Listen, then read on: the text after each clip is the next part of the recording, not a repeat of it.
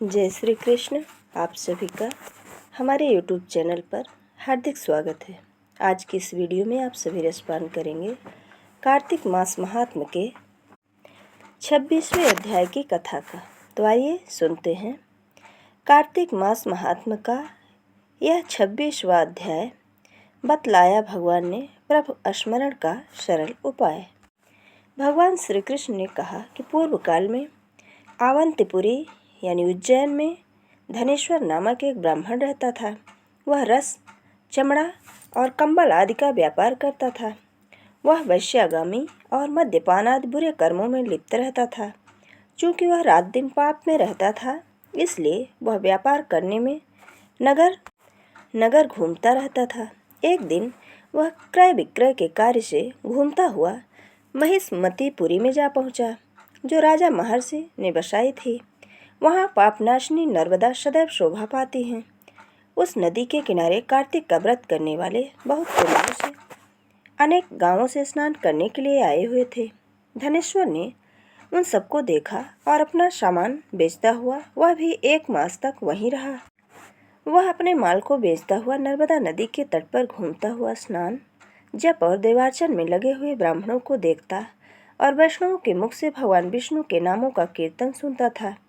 वह वहाँ रहकर उनको स्पर्श करता रहा, उनसे बातचीत करता रहा। वह कार्तिक के व्रत की उद्यापन विधि तथा जागरण भी देखता रहा।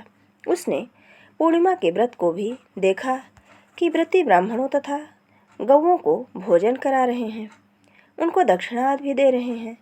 उसने नित्य प्रति भगवान शंकर की प्रसन्नता के लिए होती दीपमाला भी देखी। त्रिपुर नामक राक्षस के 3 पुरों को भगवान शिव ने इसी तिथि को जलाया था। इसलिए शिव जी के भक्त इस तिथि को दीप उत्सव मनाते हैं। जो मनुष्य मुझ में और शिव जी में भेद करता है, उसकी समस्त क्रियाएं निष्फल हो जाती हैं। इस प्रकार नर्मदा तट पर रहते हुए जब उसको 1 मास व्यतीत हो गए, तो एक दिन अचानक उसे किसी काले सांप ने डस लिया। इससे बेहाल होकर वह भूमि पर गिर पड़ा। उसकी यह दशा देखकर वहाँ के दयालु भक्तों ने उसे चारों ओर से घेर लिया और उसके मुंह पर तुलसी दल मिश्रित जल के छींटे देने लगे।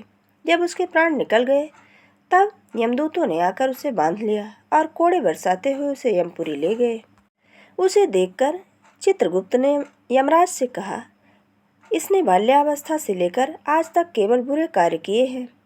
इसके जीवन में तो पुण्य का लेस मात्र भी दृष्टिगोचर नहीं होता। यदि मैं पूरे 1 वर्ष तक सुनाता रहूं, तो भी इसके पापों की सूची समाप्त नहीं होगी।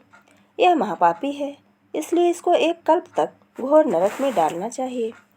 चित्रगुप्त की बात सुनकर यमराज ने कुपित होकर काल नेम के समान अपना भयंकर रूप दिखाते हुए अपने अनुचरों को आज्ञा देते हुए कहा, हे प्रेत सेनापतियों, इस दुष्ट को मुग्धरों से मारते हुए कुंभीपाक नरक में डाल दो। सेनापतियों ने मुग्धरों से उसका सिर फोड़ते हुए कुंभीपाक नरक में ले जाकर खौलते हुए तेल के कड़ाहे में डाल दिया।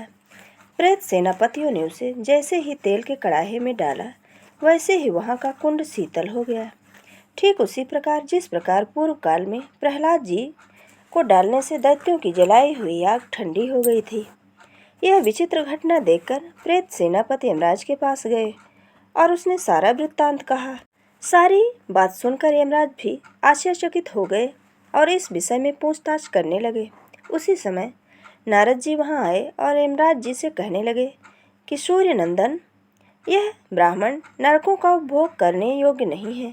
जो मनुष्य पुण्य कर्म करने वाले लोगों का दर्शन, स्पर्श और उनके साथ वार्तालाप करता है, वह उसके पुण्य का 6वां प्राप्त कर लेता है।